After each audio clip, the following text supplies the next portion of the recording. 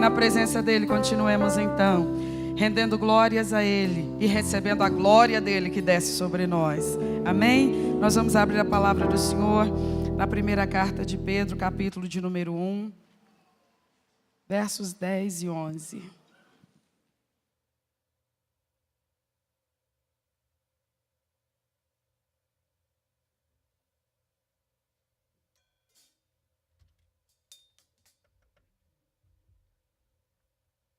Versículos 10 e 11. Da qual salvação inquiriram e trataram diligentemente os profetas que profetizaram da graça que vos foi dada, indagando que tempo ou que ocasião de tempo o Espírito de Cristo que estava neles indicava, anteriormente testificando os sofrimentos que a Cristo haviam de vir e a glória que se lhes havia de seguir. Amém? Nós vamos orar nesse propósito de que a palavra de Deus, de fato, fale ao nosso entendimento nessa noite, tá bom? Feche os seus olhos, então, e clame por isso ao Senhor. Pai, em nome de Jesus, nós te suplicamos, Deus, nesse momento da pregação da Tua palavra, que o Senhor poderosamente atue no nosso meio, no nosso interior, na nossa mente, na nossa alma, para que, ó Deus, com fé, com confiança, com convicção de que é o Senhor que fala conosco nesta noite, recebamos, ó Deus, de bom grado a palavra do Senhor, tenhamos um coração receptivo, Senhor, ó Deus, com muita confiança que o Senhor está agindo no nosso meio, possamos ser guiados por Ti mesmo, a um novo crescimento, entendimento, conhecimento das verdades do reino dos céus. Trata com Teu povo reunido aqui, amado Deus. Nós estamos tão alegres na Tua casa, Pai. É tanta alegria na nossa alma por podermos estar presentes na Tua casa, reunidos com os nossos irmãos, para adorar ao Senhor e receber a Tua santa palavra. Então fala conosco, meu Pai, para a glória do Senhor mesmo, em nome de Jesus. Graças a Deus. Por favor, pode se assentar.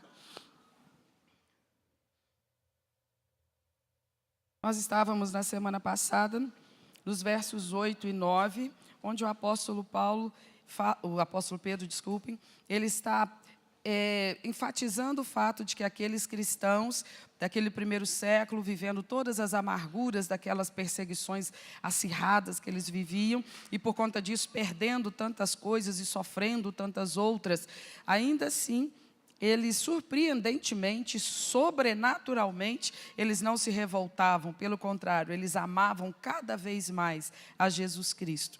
E por amar cada vez mais a Jesus Cristo, eles estavam cada vez mais alegres por conhecer e amar Jesus Cristo. Então havia essa realidade dupla na alma deles. Claro que eles estavam tristes por conta das coisas que eles estavam padecendo, mas também eles estavam poderosamente alegres por causa da experiência com Cristo que eles estavam vivendo.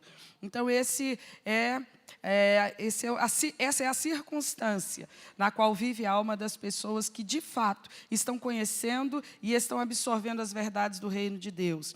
Eu digo as que de fato, porque não são todas as que ouvem, que estão conseguindo compreender e vivenciar essas verdades. Então, para esses, a vida cristã pode se tornar um peso, um fardo, um desgaste, por conta de toda essa rejeição que o mundo que nos cerca tem para com o Evangelho e, por consequência, aqueles que abraçam o Evangelho. Então, essas pessoas, elas acabam tendo a fé cristã como uma coisa pesada, como uma coisa que lhes causa sofrimento, que lhes causa desconforto. Agora, aqueles que estão, de fato, dia após dia, se aprofundando no conhecimento das verdades de Deus e mais, vivenciando experiências próprias com Deus, cada vez mais profundas e mais fortes, então essas pessoas estão plenamente satisfeitas na sua vida espiritual e estruturadas na sua vida emocional, psicológica, para enfrentar os dissabores que virão, porque sabem que podem confiar nesse poderoso Salvador que é Jesus Cristo. Então agora, a partir do versículo 10, o apóstolo Pedro, que até esse momento focava na fé genuína, que se torna genuína à medida que se submete ao processo do refinamento, através justamente da fornalha das aflições, ele que estava falando sobre essa fé genuína, finaliza no versículo 9, dizendo que a finalidade última dessa fé purificada, dessa fé trabalhada, fortalecida, qualificada através justamente dos momentos de provação, então alcançam o fim, o objetivo dessa fé, que é a salvação da alma. Então, ele está falando de uma realidade que muitas vezes as pessoas insistem em não compreender. Afinal de contas, então, Pedro, as pessoas com esta fé, elas estão salvas ou elas serão salvas? Elas estão salvas por conta da sua convicção de receber a Cristo como Senhor e Salvador da sua vida. Mas elas ainda estão no caminho e no processo daquela plenitude desta obra de Deus, que é a nossa salvação. E isso será o resgate final da nossa vida, da nossa personalidade e do nosso corpo, de toda a possibilidade de queda moral, ética ou espiritual. Ou seja, a glorificação dos filhos de Deus, quando não mais nós estaremos sujeitos às fraquezas da nossa própria natureza humana, conforme nós ouvimos na pregação do último domingo. Então, o apóstolo Pedro está lhes ensinando que a obra da salvação que Deus estabeleceu para a espécie humana é uma obra sem falhas, ela é perfeita. Talvez você diga assim, mas eu conheço crentes que aprontam isso. Não mensure, não dimensione a obra de Deus para a salvação da humanidade, por conta desse estágio da salvação que nós estamos vivendo agora. Embora salvos, nós ainda somos gente, seres humanos. Nós ainda estamos numa circunstância de limitações, de fraquezas, de falhas, que às vezes nós conseguimos resistir a elas e às vezes não. Então, por causa disso, todos nós estamos compartilhando da mesma situação, lutando para prevalecer com Cristo Jesus, no propósito de Deus para a nossa vida, e com a ajuda do Espírito Santo, vamos prosseguindo no caminho da santidade. Mas se em algum momento houver algum deslize, alguma falha, alguma atitude não muito apropriada, que nós não entendamos que isso carimbe a nossa vida como um projeto que se torna inviável ou se revela inviável, porque a obra de Deus não está concluída, ela está em andamento nas nossas vidas. E isso é um processo que cabe a Ele e, em algum sentido, também cabe a nós. Porque é justamente por isso que somos expostos a situações de provação, para que a nossa fé, um dia imatura, impura, ela vai se desenvolvendo, amadurecendo e sendo purificada.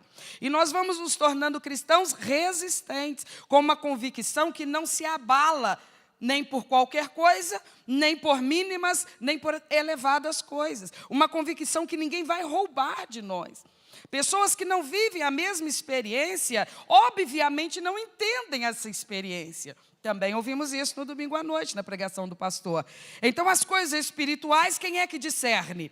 As pessoas espirituais. Por vezes você fica sem palavras no seu vocabulário para tentar fazer a pessoa entender o que você está vivendo. E você, por mais que fale, ela fica assim, como se estivesse diante de um lunático. Aquilo que é tão claro para você é absolutamente obscuro para aquela pessoa, porque ela não está no mesmo patamar, ela não está no mesmo nível.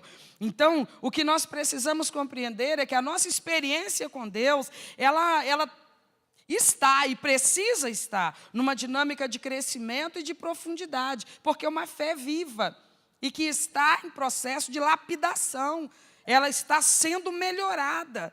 Então, quanto mais refinada essa convicção for, menos nós vamos cair em ocorrências que não sejam coerentes com a vida cristã. A vida cristã, o testemunho cristão, o comportamento cristão, que são apropriados para a convicção da fé em Cristo, nós estamos melhorando isto. Nós estamos conseguindo amadurecer nisso. Mas isso não é um processo da noite para o dia. E também não é um processo que se completa instantaneamente. É um processo. Por isso a palavra de Deus está dizendo através do apóstolo Pedro, que por essa fé genuína nós estamos alcançando a salvação da nossa alma. Ou seja, enquanto aguardamos o dia final, ou do nosso último suspiro, ou da vinda do Senhor Jesus, nós estamos no caminho da salvação, permanecendo firmes e convictos nele. Está fácil? Nós estamos nele. Está difícil? Nós estamos nele. Estão nos entendendo? Nós estamos nele. Não estão nos compreendendo? Nós estamos perseverando nele. O Senhor Deus busca um povo que seja constante. Isso é fundamental para todas as coisas importantes que se queira conquistar na vida, especialmente para a vida espiritual, especialmente para a glorificação final, que é o que a nossa salvação vai nos conduzir na plenitude da obra de Deus. Tem que haver persistência, perseverança, constância. Isso significa o quê? Nós não ficamos ameaçando abandonar Jesus. Nós não ficamos chantageando que vamos parar de servir a Jesus Cristo. A gente não brinca com isso. A gente que está realmente entendendo qual é o nível do nosso privilégio, a gente não brinca com isso. A gente não brinca com isso. A gente só tem um discurso diante do nosso Senhor. Para quem iria eu, Senhor? Eu não te deixo, eu não te abandono, eu não me afasto de ti por uma razão muito simples. Agora eu sei o que antes eu não sabia. Só tu tens a vida eterna para me conceder. E esse é o meu alvo, e essa é a minha maior ambição, a vida eterna, não meramente a existência eterna, mas a vida eterna na casa daquele que é o Criador desta vida. Então eu não posso me distanciar do meu Salvador. Eu posso ficar aborrecido com uma coisa, com outra coisa. Eu posso, por conta de uma circunstância, mudar de rebanho, mudar de igreja. Mas uma coisa é certa, de Jesus eu não posso me afastar. Eu não posso aceitar essa ideia na minha cabeça. Por quê? Porque seria um raciocínio incoerente com uma mente que agora sabe o que essa mente sabe. A minha mente, a minha inteligência, a minha capacidade reflexiva já foi iluminada pelo Espírito de Cristo e já compreendeu as verdades do reino de Deus. Eu não estou tentando descobrir, eu já sei que não há outro caminho, que Jesus Cristo é o único meio pelo qual eu posso viver a vida eterna com Deus. Eu já sei a verdade bíblica, que não há outro mediador entre Deus e os homens, senão um, Jesus Cristo. Então eu não faço charme com essa circunstância, eu tenho que ter sempre o mesmo discurso. Eu sou dele e ele é meu. Eu pertenço a Jesus Cristo. Por que você vive assim? Porque eu pertenço a Jesus Cristo. Por que você não frequenta esse lugar? Porque eu pertenço a Jesus Cristo. Por que você não desfruta daquilo outro? Porque eu pertenço a Jesus Cristo. Por que você resolve as suas coisas desse jeito? Porque eu pertenço a Ele. Ah, mas as pessoas não vão entender. Eu não posso me importar com isto. Ah, mas as pessoas não vão me aprovar dessa forma. Eu não posso me importar com isto. Porque o que está em jogo é aquilo que é uma realidade eterna. Eu agora estou confessando Jesus como meu Senhor e Salvador. Daqui a 10 anos você vai me encontrar e o meu discurso será o mesmo. Ele é o meu Senhor e o meu Salvador. Daqui a 50 anos, se você me encontrar, o meu discurso terá que ser o mesmo. Ele é o meu Senhor, Ele é o meu Salvador. Amém, meus irmãos? Não é alguma coisa que a gente experimenta por um tempo. É alguma coisa a qual a gente entrega a nossa vida. A gente vive para isso. A gente vive para Ele. A gente vive por Ele. A gente vive nele. É tudo, Ele é tudo na nossa vida. Nós não temos consciência de quanto o que eu acabei de dizer é verdade. Por isso, às vezes, nós ficamos imaginando que a estrutura da nossa vida está sobre um relacionamento humano, ou sobre uma condição financeira, ou sobre um emprego muito bom, ou sobre uma saúde muito boa, mas isso tudo é engano. Ele é tudo o que nós precisamos. Ele é tudo que nós temos. As demais coisas nos são acrescentadas, por quê? Porque a principal está conosco, Jesus Cristo nosso Senhor. Amém, meus irmãos? Então, quando o apóstolo Pedro está conversando com aqueles cristãos sobre essas coisas tão sérias e tão profundas, ele está, obviamente, admirando os cristãos, porque naquele momento, a postura deles diante de tantos agravos que eles sofriam, e tantas privações, e tantos sofrimentos, era uma postura exemplar, mas ele também sabia que ali se tratava de seres humanos, que podiam em algum momento se esgotar na luta, se esgotar na provação, se sentir enfraquecidos, esmurecidos. Então, por conta disso, ele está sempre falando à mente daquelas pessoas. Olha firmemente, Jesus, Jesus, Ele é teu alvo, Ele é teu sustento, Ele é a coluna central da tua vida, firma nele. Você pode renunciar ao que quer que seja nessa vida, nunca abandone o teu Salvador, nunca se distancie dele. Teu relacionamento principal é com Jesus Cristo, teu Senhor. Aí ele vem falar a partir do versículo 10, uma coisa que pode parecer surpreendente, mas não deveria, porque somos estudiosos da palavra de Deus e sabemos que a palavra de Deus é uma carta que o Senhor Deus deixou para a humanidade. Ela levou cerca de 1.500 anos para ser escrita, mas estava tudo completo na mente do Senhor, na medida que ia usando pessoas para escrever. Era muita coisa, um escritor só não ia dar conta. Então ele usou cerca de 40 pessoas para escrevendo essa carta, até que fosse finalizado todo esse conteúdo e entregue às nossas mãos. E esta verdade, então, começa a ser escrita lá nos idos de tantos anos atrás, e então aquilo que ainda seria explicado lá na frente, não estava perfeitamente esclarecido lá no começo.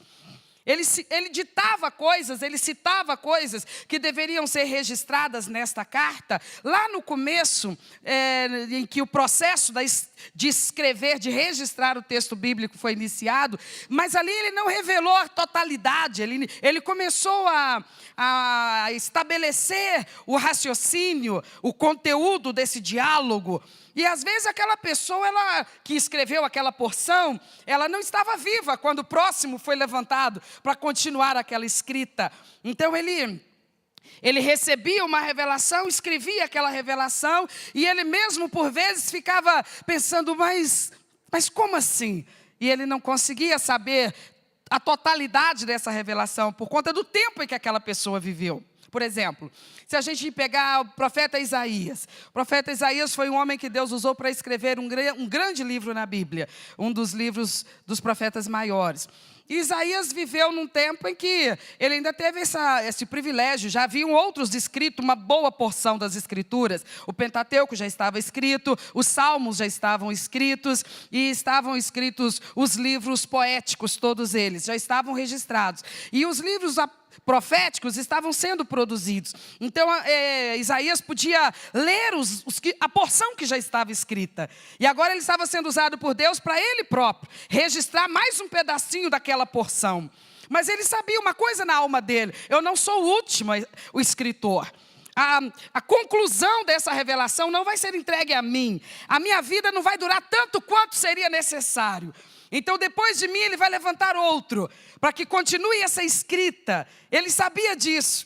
Então, ele escrevia coisas que, no momento que ele estava escrevendo, ele mesmo tinha dificuldade de entender, porque não estava a totalidade da revelação ali. Mas uma coisa ele sempre tinha na sua alma: eu tenho certeza do que eu estou escrevendo. E eu tenho certeza que vai chegar um tempo em que vai existir na face da terra um povo com essa sorte, com essa honra, com esse privilégio de ter a revelação completa ao seu alcance. Esse povo somos nós. Isso não é maravilhoso, irmãos? O apóstolo Pedro está dizendo justamente isso. Olha o que ele fala no versículo 10. Da qual salvação inquiriram e trataram com diligência, com empenho, os profetas que profetizaram sobre o quê? Que foi dado a quem? A vós, a nós. Pedro está conversando com aqueles cristãos, e ele mesmo, nesse momento, um escritor da palavra de Deus, ele está mencionando pessoas de séculos atrás, que haviam eles próprios falado, explicado e conversado e até detalhado alguma coisa a respeito dessa salvação eterna da alma, mencionada aí no versículo 9. Pois Pedro está dizendo, a prova da sua fé, passada pelo fogo, muito mais preciosa do que o ouro refinado, porque o ouro perece ainda que refinado, mas a tua fé refinada dura eternamente. Essa fé refinada tem o objetivo de levar você à plenitude da obra de Deus, a salvação da sua alma. Aí ele fala assim, esse processo da salvação plena e absoluta da alma humana, eu não sou o primeiro a pregar sobre isso. Paulo não foi o primeiro a falar sobre isso, nem mesmo Jesus, o mestre, foi o primeiro a falar sobre isso. Se remontarmos ao antigo tratado, nós vamos nos lembrar dos profetas lá da antiguidade. Eles pregavam sobre essa eterna salvação da nossa alma, a respeito da qual a nossa fé trabalhada, purificada, lapidada, ela nos garante chegarmos a esse ponto, não esmorecermos antes de chegarmos lá. Eles falaram dessa salvação, eles profetizaram, e não apenas falaram, mas eles começaram a investigar a respeito dela. Olha o que ele diz, qual que era a situação daqueles profetas lá no Antigo Testamento. Eles foram levantados pelo Espírito de Cristo, diz aí o versículo 11. Eles foram usados pelo Espírito de Cristo, séculos lá atrás. E eles explicaram as questões relacionadas a essa eterna salvação da alma. Eles próprios, enquanto registravam suas profecias, proclamavam suas profecias, eles tinham duas realidades dentro deles. Primeira, eles tinham certeza absoluta que estavam dizendo o que Deus mandava dizer. Eles confirmam isso no versículo 11. Diz assim, indagando que tempo ou que ocasião de tempo, o Espírito de Cristo, que estava neles, indicava anteriormente, testificando os sofrimentos que a Cristo haviam de vir e a glória que lhes havia de seguir. Então Pedro diz assim, séculos lá atrás, esses homens levantados por Deus começaram a transmitir mensagens vindas de Deus e na alma deles havia uma convicção inabalável de que quem os usava era o Espírito de Deus. E então eles falaram coisas a respeito da salvação, uma salvação que eles, no momento lá atrás, nem estavam compreendendo bem o esquema, o processo. Mas eles falaram com convicção. Depois de falar, eles próprios começavam a estudar suas próprias profecias. Porque não estava tudo revelado ainda.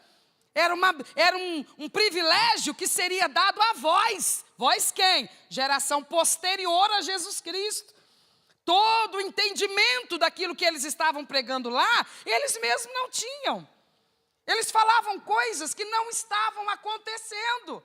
Mas o Espírito de Cristo que estava neles, dava a eles essa convicção, ao ponto de eles falarem sem qualquer sombra de dúvida. Eles diziam com toda a convicção, e eles podiam declarar, assim diz o Senhor. Por exemplo, vamos ficar com Isaías.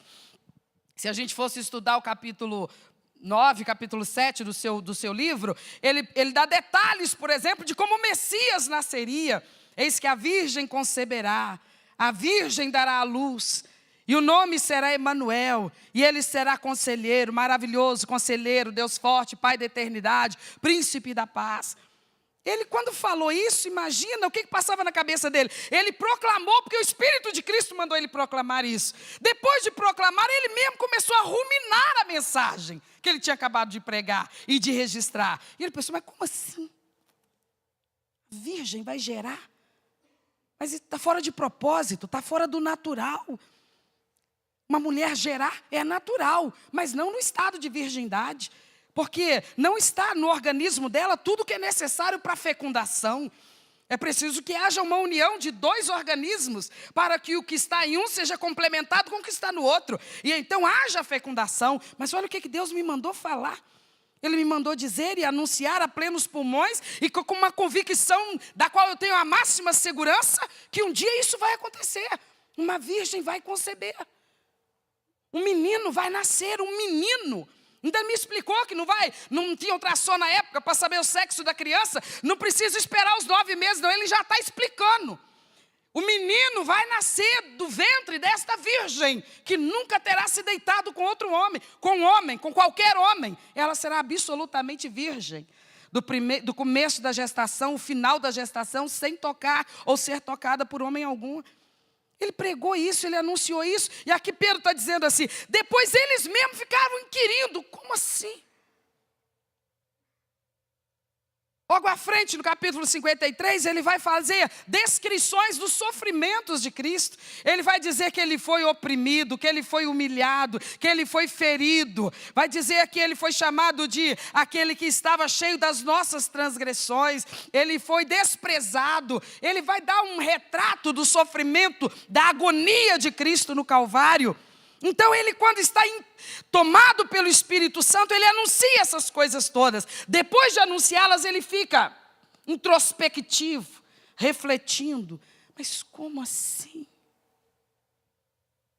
Quem será esse? Quem será esse? E quando será que ele virá? Nós estamos vivendo aqui num tempo do povo de Deus na terra. Isaías poderia pensar assim, o povo de Deus está na terra, desde que o Senhor Deus tirou esse povo lá do Egito, a descendência de Abraão. O Senhor Deus tem tratado com esse povo, o Senhor Deus tem se revelado a esse povo, tem dado a sua palavra, a sua lei. E o povo de Deus, a nação de Israel, nesse momento do ministério de Isaías, já dividido em 2 nações, Israel composto pelas 10 tribos e Judá composto por 2 únicas tribos. Então Isaías pensa assim, o povo de Deus já está em atividade na terra, a obra de Deus na vida deles. Mas olha, eles têm tudo, eles tiveram muitos milagres, muitas manifestações, eles receberam a lei, eles receberam as instruções do Senhor, eles têm recebido as profecias, a palavra de Deus. Mas o povo de Deus é um povo de Deus que não anda para frente, é um povo que eles são duros de coração, eles ouvem, eles recebem os milagres, eles desfrutam do agir de Deus, eles entendem as manifestações de Deus, eles entendem as ordenanças de Deus, mas eles são muito parecidos com os outros povos, que não são povo de Deus. Eles precisam ficar sendo alertados o tempo todo, não vai por esse lado, não segue por esse lado. O Senhor Deus está levantando profetas, Ele está me usando Isaías, daqui a pouco Ele está usando Jeremias. Ele levanta Jeremias e fala para o reino do sul, fala para o reino de Judá, eu não aguento mais chamar a atenção de vocês, eu não dou conta mais de ficar alertando vocês, agora eu vou permitir que o juízo chegue a vocês, vocês vão ser levados cativos pelos caldeus, vocês vão ficar 70 anos como escravos de novo. Porque embora sejam o meu povo, tenham os meus milagres e tenham a minha palavra, mas vocês não se comprometem, vocês não se dedicam, vocês não são leais, vocês não são fiéis, vocês vão passar por essa situação, para vocês refletirem, para vocês perceberem. Eu tenho dito para vocês, não terás outro Deus diante de mim, não sigam outros deuses, não adorem outros deuses, não invoquem outros deuses. Entra no ouvido, sai no outro, vocês fazem isso. Vocês me deixam, me abandonam, me traem, vocês invocam outros deuses, vocês ficam curiosos, como é que será servir a esse outro Deus aqui? O que será que tem de interessante nesse outro formato de conduta religiosa? E vocês simplesmente desconsideram tudo que eu tenho falado, e vocês acham que a curiosidade justifica tudo. Vocês imaginam que esse clamor por novidades dentro da sua alma não seja uma coisa perigosa? E eu tenho alertado, e eu tenho falado, mas a sua alma não sossega comigo, a sua alma não se satisfaz com o teu Deus, por isso você vai em busca de outras coisas. E então eu tenho falado, os meus profetas madrugando e falando, mas vocês não dão crédito à minha palavra, então vocês vão amargar um cativeiro de 70 anos, e de fato isso aconteceu.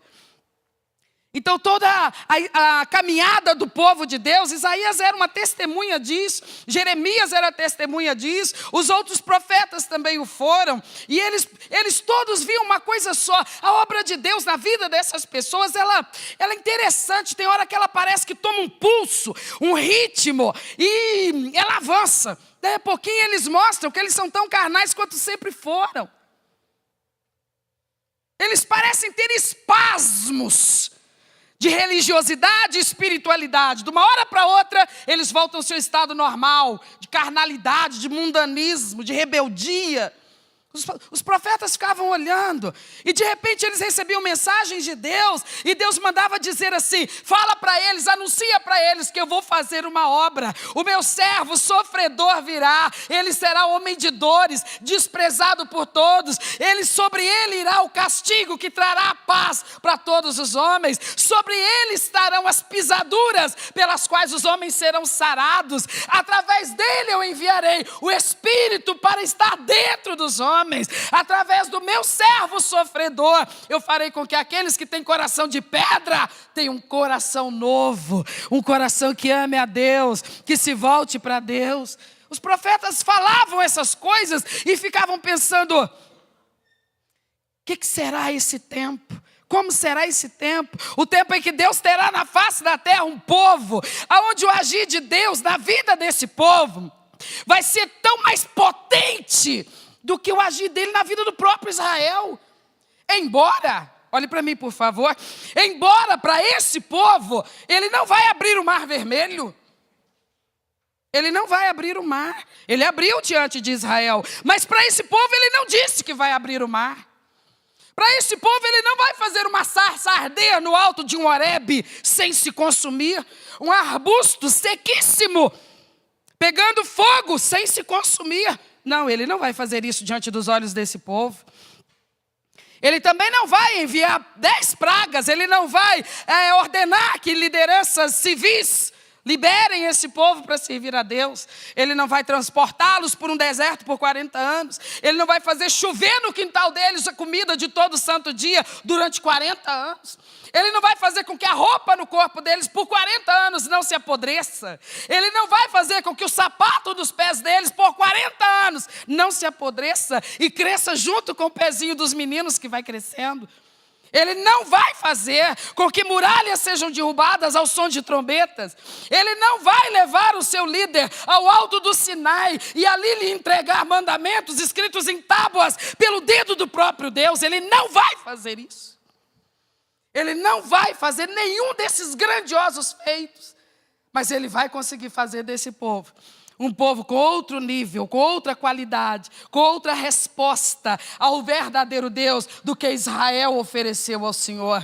Esse povo será o povo a quem será dada a graça plenamente revelada. A vós vos foi dado aquilo sobre o qual os profetas falavam e eles próprios não entendiam como que isso ia acontecer, como que isso vai ser possível. Vai ter isso na terra, Senhor. Vai ter na terra gente desse nível. Gente que vai viver uma experiência tão extraordinária com Deus, que supere o que Israel viveu. Porque o que Israel viveu foi tremendo. Mas que resultado causou? A longo prazo. No nível de lealdade e de fidelidade daquele povo para com Deus. O Senhor diz: eu vou trazer na terra a ferramenta mais importante do plano da graça divina para a redenção da humanidade. O servo sofredor. Ele se manifestará. Ele será gerado por uma virgem. Ele será dado à luz numa manjedoura, numa estrebaria. Ele vai crescer como qualquer ser humano cresce, biologicamente falando. Ano após ano, desenvolvimento físico, desenvolvimento intelectual, desenvolvimento emocional. Eles vão observar ele crescendo. Eles vão observar que ele vai crescer em graça e sabedoria diante de Deus e diante dos homens. Eles vão ver que ele nunca vai frequentar uma escola com um mestre, um rabino, um sacerdote da mais alta classe para lhe ensinar os textos do Antigo Testamento, mas ele terá cada uma daquelas palavras na ponta da sua língua, porque no final das contas ele é o autor de todo esse registro. Ele vai andar pelas ruas da Judéia, da Galileia, de Samaria. Ele vai estender as suas mãos sobre os aflitos, os feridos, os abandonados, aqueles que estão sofrendo debaixo da possessão maligna. Ele vai tocar pessoas, ele vai libertar pessoas, ele vai curar pessoas, ele trará luz aos cegos, liberdade aos cativos, ele trará voz de alegria ao invés de pranto. Eles falavam do nosso Salvador. E então eles diziam assim: será tão maravilhosa a manifestação desse servo sofredor, que produzirá na face da terra uma nova espécie de gente, aparentemente igual a todo mundo, comedores de arroz e feijão, trabalha, cansa, deita, dorme, fica saudável, adoece, sara, fica bem, adoece de novo, sara outra vez. Por vezes está rindo, por vezes está chorando, parece gente igual a todo mundo, sem nenhuma diferença. Mas será um povo totalmente diferente na face da terra. Aqueles que receberam a total revelação da graça. Da graça que nos garante uma eternidade na presença do Pai, na casa do Pai, revestidos pela glória do Pai. Os profetas falaram dessas coisas e eles não podiam ter noção de como seria isso. Porque a demonstração de povo de Deus que eles tinham diante dos olhos deles era alguma coisa de pouco valor, porque Israel era muito desleal para com Deus. Quando você lê o último livro do Velho Testamento, o livro de Malaquias, você vê como Deus ali está repreendendo aquele povo. O povo havia aprendido a olhar as coisas sagradas de um jeito tão banal, que o Senhor chega a dizer: não tragam ofertas, não tragam.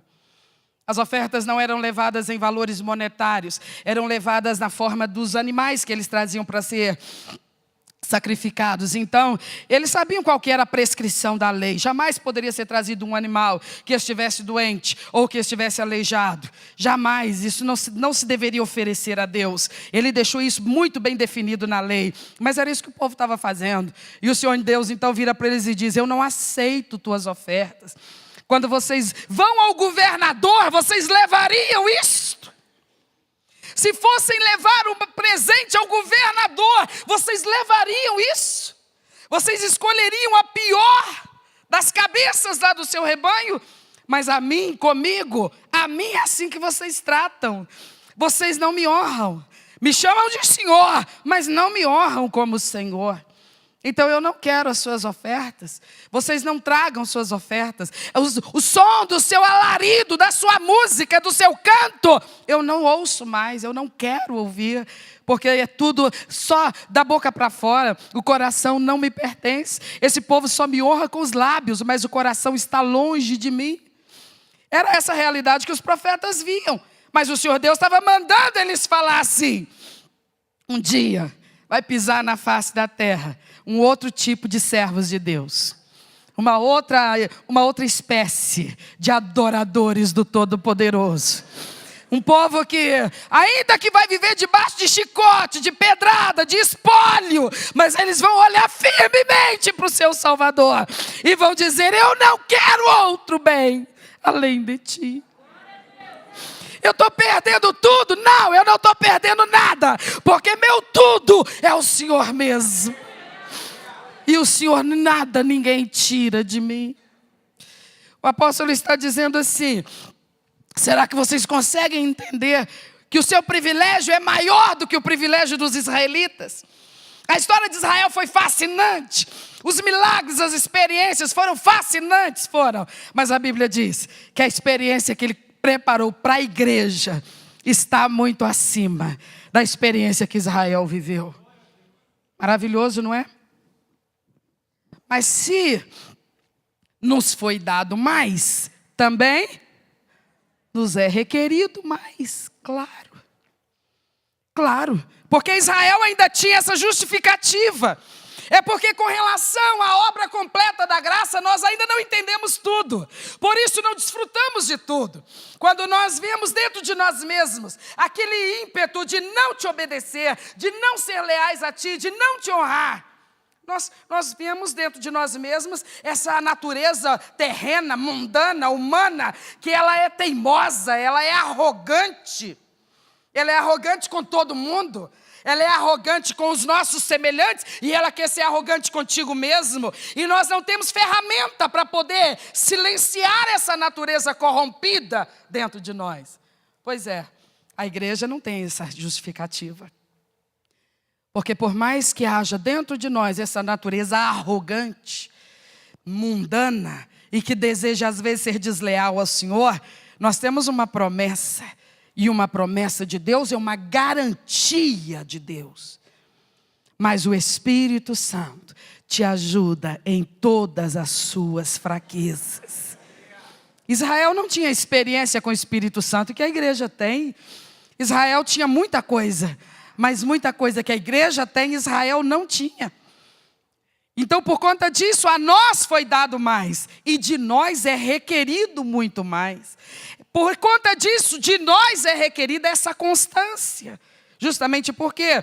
Porque o texto diz que os profetas, quando profetizaram a respeito de um tempo que eles nem sabiam quando seria. Isaías, por exemplo, quando ele fala desses detalhes sobre o nascimento e os flagelos de Cristo, ele prega entre 750 e 800 anos antes de Cristo. Ele não podia supor que ia demorar isso tudo, quase 1 milênio, para se cumprir o que ele estava pregando. Ele não tinha noção de quando aquelas coisas iam acontecer. Quantas gerações se passaram depois, para que então viesse a se cumprir aquilo que ele havia predito. Então, aquelas promessas que ele estava anunciando e dizendo com muita convicção da parte do Senhor, ele dizia tudo aquilo, era o Evangelho. Ele estava pregando o Evangelho de Cristo. Ele só não sabia que o nome da mãe dele seria Maria. Ele não sabia que ele seria um carpinteiro. Alguns detalhes ele não citou, mas ele estava pregando o mesmo Evangelho que um dia alguém pregou para mim, que um dia alguém pregou para você. Porque Jesus Cristo está lá no Antigo Testamento, na mensagem dos pregadores daquele tempo. Pregadores que pregavam debaixo da aliança da lei. Pregavam para pessoas que viviam debaixo da lei, mas pregavam a mensagem da salvação pela vida, pela morte de Cristo Jesus. E ele dizia claramente, eles pregavam, eles profetizaram e eles anunciaram sobre duas coisas objetivamente falando. Primeiro, os sofrimentos que sobreviriam a Cristo, o servo sofredor. Diz o versículo 11. Eles não sabiam dizer em que tempo ou de que maneira isso sucederia, mas uma coisa eles sabiam, aquele que viabilizaria tudo isso, antes, primeiramente, ele seria sujeito a muito sofrimento, ao ponto de um dia, no meio de um jardim, ele estar sozinho, absolutamente sozinho, seus companheiros, seus discípulos, nenhum estava com ele. Todos deixados à parte, com a missão de estar intercedendo por ele mesmo, por aquele momento difícil que se aproximava. Mas não puderam compartilhar, comungar com ele, porque desfalecidos adormeceram. E o mestre sozinho, mais adiante, orava. Ele orava, falava com o Pai, em agonia, em agonia. A agonia era tamanha que ele chegou a suar gotas de sangue. E ele naquele momento dizia ao Pai, não seja como eu quero, mas seja como tu queres. E quanto mais ele sofria, quanto mais ele se angustiava, quanto mais ele percebia que a hora estava se aproximando, a Bíblia diz que quanto mais agonia, mais oração. Quanto mais dor, mais oração. Quanto mais ele percebia que a prova seria severa, mais ele orava, mais ele orava, mais ele orava. Foi assim que ele enfrentou os seus sofrimentos. Quando chegou a hora de ser levado, os soldados chegaram àquele jardim para recuperá-lo, capturá-lo. A palavra diz que ele não esboçou reação para se proteger. Quem desejou e tentou protegê-lo, ele repreendeu e disse, não é desta forma, para esta hora eu vim. Quando anteriormente ele anunciava aos seus discípulos, convém que eu vá a Jerusalém, e quando eu chegar lá vão me pegar, vão me aprisionar, vão me julgar, vão me esbofetear, vão me humilhar, vão me desprezar e por fim vão me matar. Pedro se volta para ele e diz, jamais, Senhor, tu não passarás por um flagelo desse. Ele vira para Pedro e diz, para trás de mim, Satanás, não conheces os desígnios de Deus. Esse sofrimento é semente. Esse sofrimento é semente. A minha vida vai ser lançada por terra, para que então ela possa gerar e produzir tantas outras vidas semelhantes à minha. Porque se a semente não morrer, ela não gera nada. Para trás de mim, Satanás, não conheces os desígnios de Deus? Ele não prometeu circunstâncias de conquistas impressionantes, sem que se atravesse vales e desertos e fornalhas e provações. Porque o caráter de um homem de Deus tem que ser testado. Porque o caráter, a honra de uma mulher, de um jovem de Deus, precisa sofrer o teste. Porque o Senhor honra aqueles que, debaixo do teste, debaixo da prova, eles se submetem ao seu Senhor. E eles dizem, eu não digo que está fácil, eu não digo que está prazeroso, eu não digo que está saboroso, mas se o Senhor é comigo, Senhor, nada poderá contra mim, nada me separará de ti, Senhor. Quando o Senhor Jesus, o servo sofredor, esteve aqui, ele enfrentou o que teve que enfrentar, passou pelo que teve que passar. Aí os profetas disseram assim, depois de detalharem seus sofrimentos, eles começaram a detalhar a sua glória. Por exemplo, abre comigo em Daniel, capítulo de número 7.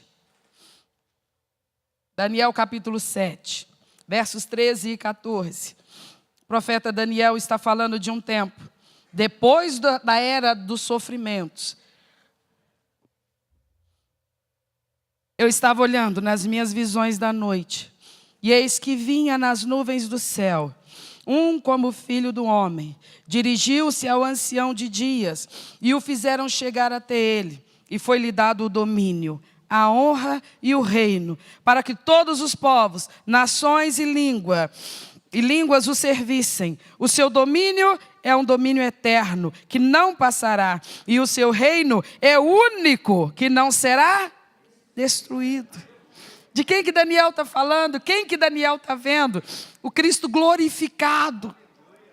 Os profetas falaram de todo o histórico do nosso Salvador e da nossa vida também, porque em Cristo nós compartilhamos o sofrimento, para com Cristo nós compartilharmos da glorificação. Por isso Pedro está conversando com seus leitores e dizendo, a fé genuína, provada e lapidada no fogo, na fornalha das aflições, ela vai preparar você para uma constância na sua vida com Deus. Você vai conversar com você mesmo e você vai dizer, eu faço parte de um novo povo, de uma nova espécie. Não, eu entendo todo mundo e ninguém me entende, tem problema não. É porque eu sou parte de uma outra espécie. Você vai para os bancos das universidades e eles têm tantas e quantas filosofias que satisfazem a eles. As suas teses, as suas teorias, as suas explicações, os seus questionamentos, tudo aquilo que parece uma gigantesca sabedoria, satisfaz a eles. Eu não quero, eu não preciso. Aqueles que são essa nova espécie que Deus formou, tem uma outra revelação. Uma revelação que é sobrenatural, está acima do natural, transcende ao natural, mas confirma na nossa alma, que são as verdades do reino. E alguém diz assim, mas então você está vivendo como vive, porque acredita num céu, num lugar etéreo, uma coisa fantasiosa, um lugar que você nunca pisou lá, que você nunca viu, nunca tocou. E as pessoas acham isso o cúmulo da loucura. E nós dizemos, eu creio. Então você não vai se entregar às coisas às quais eu me entrego, porque não quer perder o direito de entrar num lugar que você nunca nem viu com estes olhos aqui. Eu nunca vi, mas eu creio. A fé genuína, a fé lapidada, a fé enraizada, a fé robusta, que não é alimentada por situações favoráveis nessa vida, mas pela convicção de que o que está escrito se cumprirá. Daniel viu isso. Ele viu o dia em que como filho do homem, Ele desce de novo e ele é visto. E a ele é dada honra, glória e louvor. Ele que um dia chegou à terra, na humilde forma de um bebezinho absolutamente dependente, para quem não foi dado uma vaga sequer num quarto decente. Ele que quando andou aqui pela terra, era desprezado e dito como sem parecer e sem formosura. E como alguém que não tinha onde reclinar a sua cabeça. E dele fizeram pouco caso e dele escarneceram. Mas o profeta viu, ele viu lá na frente. Ele não virá uma vez só. O profeta viu a primeira vez que ele virá desse jeito, como um menino nascido de uma virgem. Ele vai ser tratado com desprezo, vai ser humilhado, vai ser escarnecido. Ele vai ser tratado de forma dolorosa. Mas espera aí, ele também está mandando dizer que esse servo sofredor, ele vai se manifestar uma segunda vez. E não mais como servo sofredor. Agora como Rei dos Reis e Senhor dos Senhores. Aleluia. Aleluia. Então eles estavam vendo o evangelho na totalidade. Eles não compreendiam por quê. Porque ainda não estava acontecendo diante dos olhos deles. Mas eles creram o suficiente para proclamar essas verdades. Agora eu e você recebemos a pregação do evangelho todos os dias, todos os dias, todos os dias. Nós podemos estudar, ler a carta que Deus deixou para nós. Ela não está sendo ditada, mas já acabou, já ditou tudo, já registrou tudo. A carta já foi selada e eu tenho meu nome nela como remetente. Ele enviou para mim, o destinatário, ele enviou para mim. Ele enviou para você. Você tem a carta? Cadê a sua carta? Você lê a palavra que ele escreveu para você? Ele mandou aqueles homens escreverem essas coisas para eu ler, para você ler e para a gente entender.